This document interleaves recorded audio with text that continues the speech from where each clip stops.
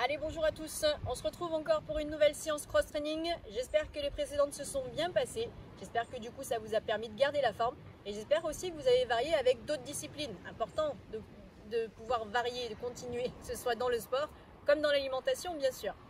Alors aujourd'hui, on va réaliser un nouveau cross-training, une nouvelle séance. Aujourd'hui, je ne vais pas vous dire un EMOM, je ne vais pas vous dire un intervalle training, simplement je vais vous donner un temps. Vous aurez 20 minutes maximum pour réaliser ce que je vais vous donner. Peut-être, si ça se trouve, vous le finirez avant les 20 minutes. Peut-être, pourquoi pas. Et peut-être, vous n'aurez pas le temps de le terminer. Peut-être aussi, vous allez finir pile poil sur les 20 minutes. En fait, ce que je veux, c'est que je vous donne 20 minutes, je vous donne un exercice. L'exercice, vous le faites pendant ces 20 minutes. Que vous ayez terminé ou pas, il faudra s'arrêter à 20 minutes. Ok, ça fait beaucoup de 20 minutes, mais bon, c'est pas grave. Allez, maintenant je vous explique. C'est une alternance de mouvements cardio, d'une capacité plutôt cardio à un mouvement de renforcement musculaire. Cardio, quoi de mieux que le burpees? Voilà, vous êtes déjà en train de blanchir de nouveau, ne vous inquiétez pas, tout va très bien se passer. Donc burpees et renforcement musculaire, on est sur du sit-up, plus sur la sangle abdominale.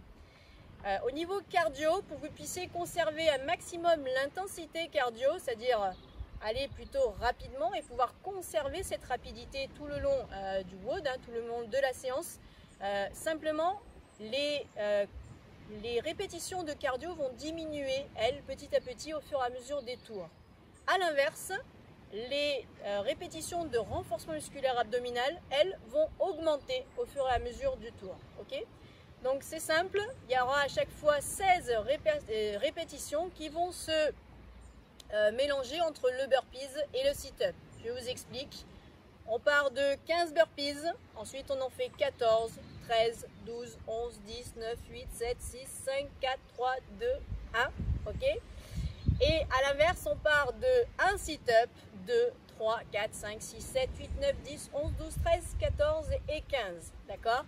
Donc le premier tour, ça va se passer comme ça. Vous aurez 15 burpees à faire et 1 sit-up. Deuxième tour, vous aurez 14 burpees à faire et 2 sit-up. Troisième tour, vous aurez 13 burpees à faire et 3 sit-up, etc.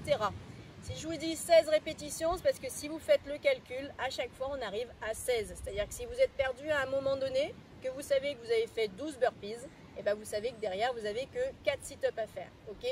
En même temps, ça fait travailler les mathématiques. Allez, très bien. Donc maintenant, je vais vous expliquer les mouvements. Allez, très bien. Donc maintenant, je vous explique le mouvement, comment vous allez pouvoir réaliser le burpees et le sit-up.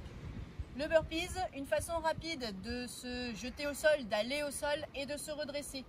Donc si on va dans le mouvement le plus complexe, vite je vais au sol en jetant mes jambes en arrière, toujours bien en contractant ma sangle abdominale, bien entendu, sans ralentir la descente. Ici, vite au sol. Ensuite, lorsque je me redresse, je vais pouvoir pousser fort sur mes bras, à condition que le bassin, lui, ne s'écroule pas. C'est-à-dire que quand je viens repousser du sol, mon bassin, lui, ne doit pas s'écrouler.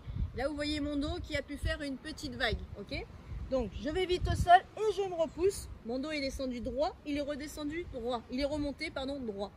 Je ramène ensuite mes deux jambes, je me redresse et j'oublie pas de clapper au-dessus de la tête. Un peu plus rapide. Vite au sol, vite debout. Vite au sol, vite debout. Une petite chose, quand vous pensez à clapper au-dessus de la tête, essayez de ne pas regarder que le sol. Pensez à vous redresser entièrement, toujours à bien sangler la ceinture abdominale et plutôt regarder droit devant vous. Sinon, ça ressemble à des choses un petit peu comme ça.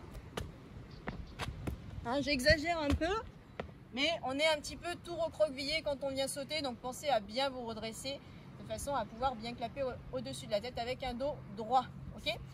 Ça, c'est pour la difficulté, on va dire, maximale. Maintenant, si vous voulez un petit peu plus d'adaptation, on va venir au sol avec les deux mains, éloigner une jambe, éloigner l'autre, poser le genou et vite aller au sol, toujours sans ralentir la descente.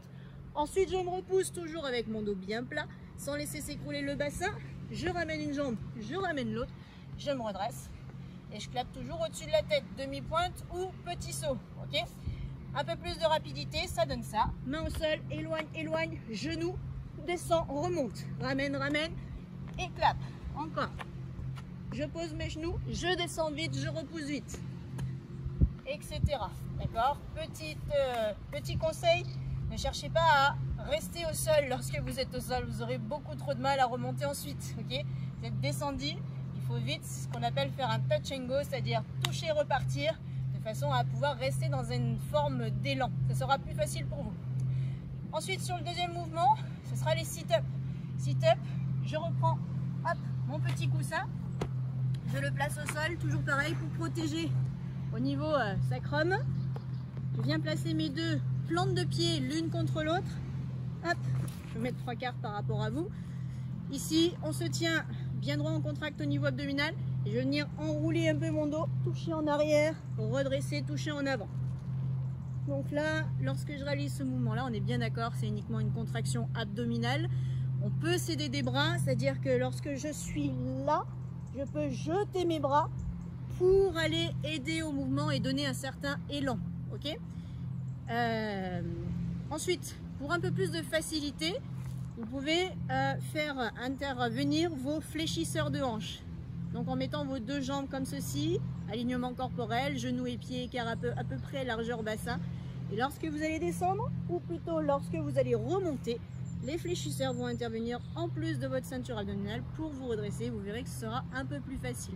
Ok. Si vraiment c'était trop difficile, dans ce cas-là, ne descendez pas complètement. Allez, ce qu'on appelle au point de dérapage, au point où vous sentez que vous pourriez presque pas vous relever, mais on s'arrête juste avant et on se redresse. Ok, c'est tout bon? Et voilà.